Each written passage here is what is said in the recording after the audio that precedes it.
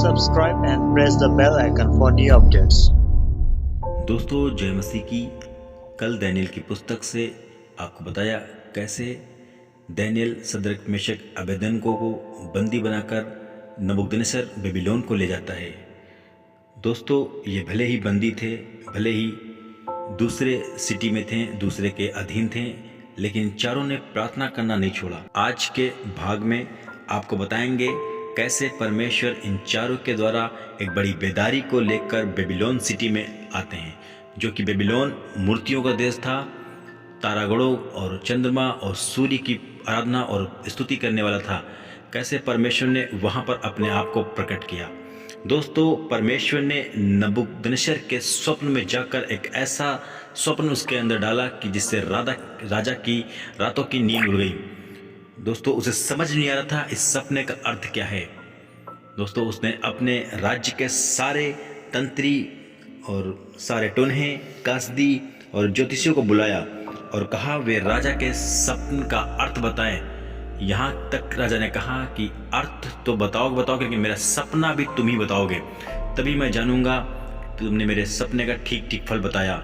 यदि तुमने इस सपने का अर्थ सही से न बताया और सपना न बताया तो तुम्हारे घर जला दिए जाएंगे और तुम्हें मार दिया जाएगा। दोस्तों ये बात दानियेल तक पहुंचती है। दानियेल राजा के सिपाही से पूछता है और कहता है मुझे कुछ समय दिया जाए। दोस्तों जब दानियेल वापस आता और अपने दोस्तों के साथ इस बात को बताता है कि कैसे राजा ने ये जल्दबाजी में आज्ञा निकाल दी है। दोस्तों वो अपने संगी दोस्तों से कहता है कि बैठकर परमेश्वर से इस बात के लिए दया मांगो, परमेश्वर की प्रार्थना करो कि परमेश्वर बेबीलोन के सारे पंडित और हम सब इस आज्ञा के कारण नाश न हो। परमेश्वर का वचन कहता है तब वह भेद दानियेल को रात के समय दर्शन में परमेश्वर ने प्रकट किया।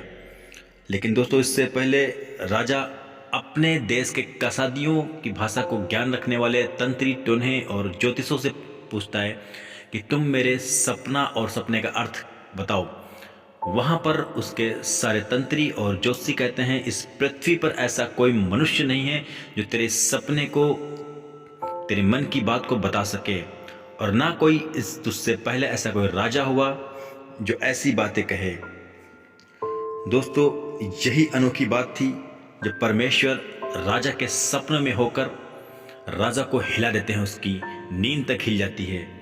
लेकिन सपनों का अर्थ बताने वाला परमेश्वर जो स्वर्ग में है उसने उस भेद को दानियेल के ऊपर प्रकट किया।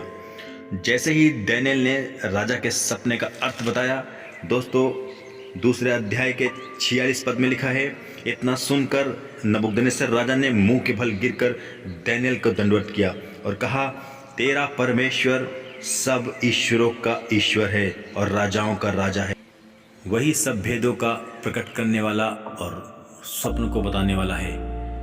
दोस्तों इस दूसरे अध्याय से हम सीखते हैं कि ये दानियेल और उसके साथी भले ही बंधुआई के देश में थे, भले ही इनके मन के मुताबिक यह देश नहीं था, लेकिन फिर भी परमेश्वर से यह प्रार्थना कर रहे थे। परमेश्वर ने इनको वहाँ पर यूज़ किया। जो मूर्तियों का देश था, जो तारागणों को पूजने का देश था, वहाँ पर परमेश्वर ने अपने आप को प्रकट किया।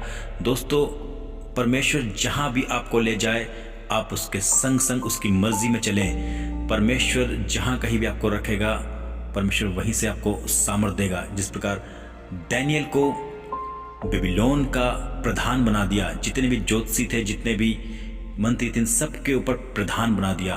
दोस्तों ये परमेश्वर की योजना थी कि ये यहूदा के देश से बंदी होकर बेबीलोन को पहुँचे, जहाँ पर परमेश्वर की महिमा होने पाई। आगे बहुत से इनके जीवन में आश्चर्यक्रम और मौजज़ात होते हैं। दोस्तों इन सब बातों में हमें यह सीखने को मिलता है प्रार्थना हमारे जीवन को कहाँ से कहाँ तक पहुँचा सकती है। तो दोस्तों इस वचन के अनुसार प्रभु आपको बहुत आशीष दे। जय मसीह की।